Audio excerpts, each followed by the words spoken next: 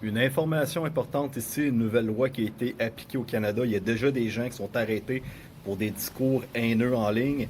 Donc ça, c'est juste pour te montrer, le monde qui pense que la loi C2, C8, C9 passeront pas. Il y a de fortes chances que ça passe, comme en Angleterre, comme en Irlande, comme dans des pays de l'Europe, que si tu fais de la discrimination contre des groupes minoritaires, LGBTQ, trans, l'immigration massive, ton gouvernement, tu vas faire du discours haineux en ligne. Et tu as la police qui va venir cogner chez vous à 2-3 heures du matin pour t'arrêter. Et ça ne va pas être juste une claque ses doigts. Ils vont te crisser en prison comme en Angleterre. Regarde ici la loi qui a été votée dernièrement. Et il y a déjà des gens qui se font arrêter.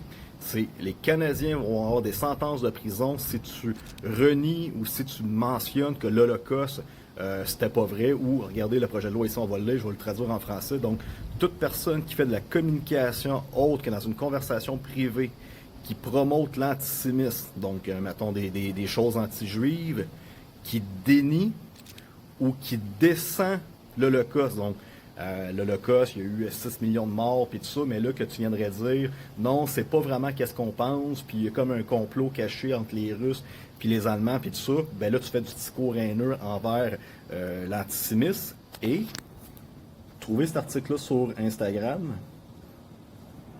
Il y a des gens qui se font déjà arrêter au Canada. Il y en a même une personne qui s'est fait arrêter à la salle. Ils vont faire de la prison.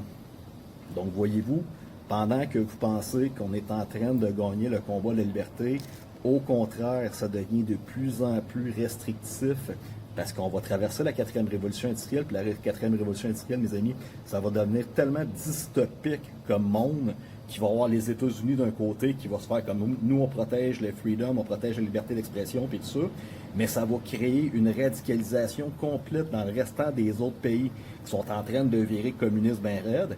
Et plus que tu pousses la pression vers la gauche et plus que tu pousses d'un autre côté la pression vers la droite, à un moment donné, ça va faire que dans la population des gens qui écoutent, que c'est devenu hyper contrôlé, totalitaire, ça va amener des troubles civils, la possibilité de faire des guerres civiles, parce que les gens vont dire non, il faut qu'on ait récupéré notre liberté.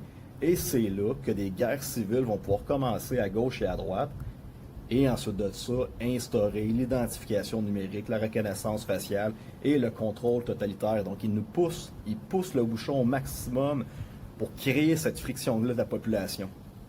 Donc, même aux États-Unis, présentement, je ne sais pas si Trump, je sais, il a demandé que d'ici le 1er janvier 2026, il y ait 500 personnels de la Coast Guard dans chaque État prêts à répondre dans les minutes qui suivent à tout débordement, guerre civile ou trouble de la population. Donc, je t'invite fortement à assister à ma conférence le 12 novembre à Québec, le 13 novembre à Laval.